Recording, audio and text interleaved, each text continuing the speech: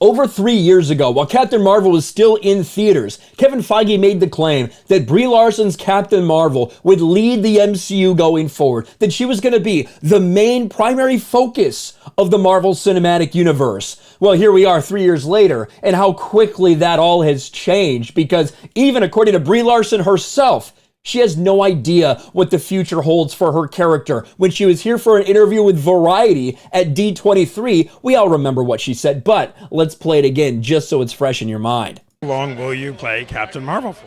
I don't know. Does anyone want me to do it again? Don't be so modest. I don't know. I really don't know. I don't have the answer to that.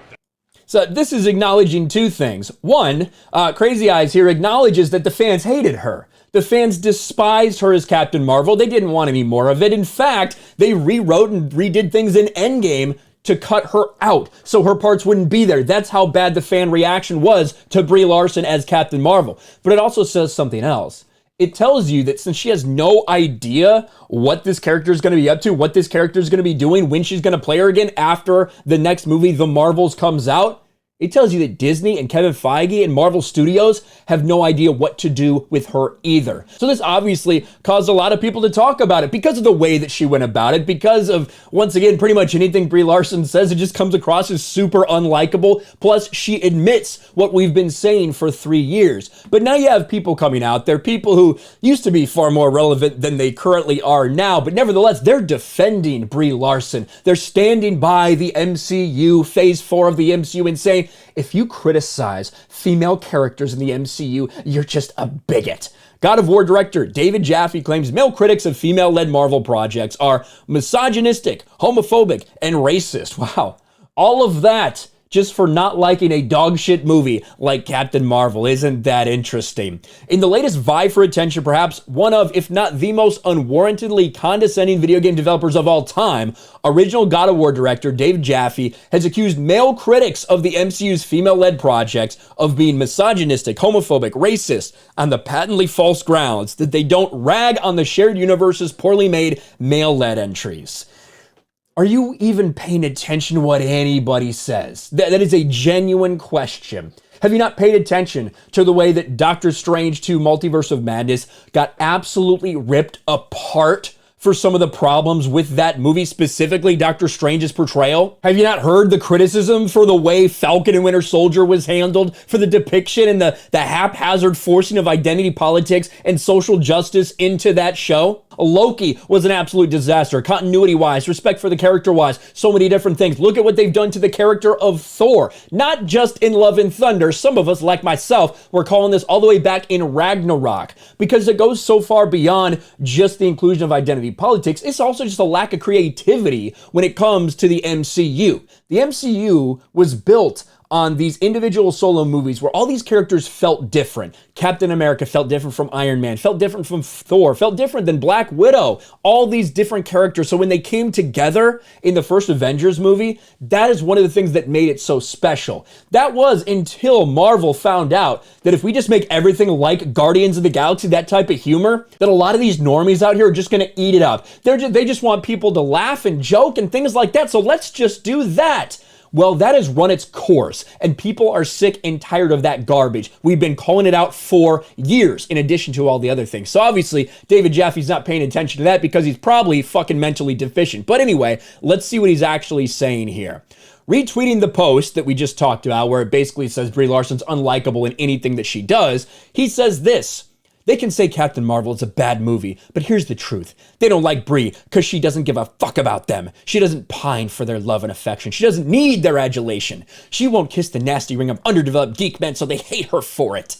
It's not about needing the adulation or things like that. It's about Brie Larson specifically saying she doesn't want you as a customer. She doesn't want you watching these films. These aren't made for you, so shut the fuck up. We don't want you here. That's a big problem that we have in entertainment right now, is people shrinking their audiences. One of the ways is by alienating men. That's absolutely what Brie Larson did and continues to do day after day. They hate Black Widow, She-Hulk, Miss Marvel, and Captain Marvel, aka strong women who don't pine for male approval. They love Scarlet Witch, a woman who literally destroys universes because she can't have the man she loves. See the pattern? It's misogyny, and it's gross.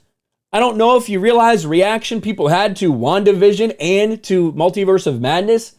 People despise the way Scarlet Witch has been handled in the MCU for some of the reasons that you're laying out. So again, you're inconsistent. You don't know what the fuck you're talking about. You're speaking out of your ass right now. And also, when it comes to Black Widow, I don't think there's people out there that hate Black Widow. The Black Widow movie was a big disappointment for a lot of people because it came out so much later than it should have, and there were tons of other problems with that series or with that show itself, like Taskmaster, like what they did to Taskmaster, and the plot and the writing made absolutely no sense, but people loved Natasha Romanoff as a character. When she died in Endgame, that was huge for a lot of people. But they hate Black Widow, apparently, according to him. And someone points out, all these characters that people actually do like, these female characters that people do like, yet somehow they love Yelena, Shuri, Kate, Jessica Jones, Okoye, Katie Chen, Valkyrie, Nebula, and Gamora. Well, I don't know about Katie. Or, to take it out of the MCU and keep it current, Kim Wexler, Ahsoka, Kimiko, Max, and Rue. Those so-called racist misogynists really need to step up their game. Here's his explanation. Sure, because nothing about those stories has anything to do with them being women. They simply are women. But have a geek story be a geek story that it also speaks to/from the female experience, and the sky's falling on these people because it makes them terribly uncomfortable. Last thing, do they have points that almost some of the stories are not fantastic? 100%. But that's almost any movie, and that's fine. But it's the viciousness and consistency with which they beat on not perfect women films that comes off as creepy and worrisome. Mueller got criticism because of his 7-hour review. I think it was 6 or 7 hours of Doctor Strange 2 Multiverse of Madness, where the character who tears apart the most is a man, Doctor Strange. But you want to ignore that because it doesn't fit your narrative. He would go on and make a video. He's done a couple streams or talked about this a little bit because he doesn't get any attention. He's trying desperately to get a couple views, even if they're hate views from this. Not going to click on that, but I will summarize what he's saying. I call them misogynistic, or their actions are misogynistic. And immediately they rush to Twitter and go, no, they're just bad. What about how we don't hate Wonder Woman 1? We hate Wonder Woman 84, all that shit. Yes, you're missing the point. Are they? You're just dismissing that right away? The fact that Wonder Woman, the original Wonder Woman, did not have a massive backlash, critically praised, and the audiences in general really liked that movie, did well in the box office, all these things.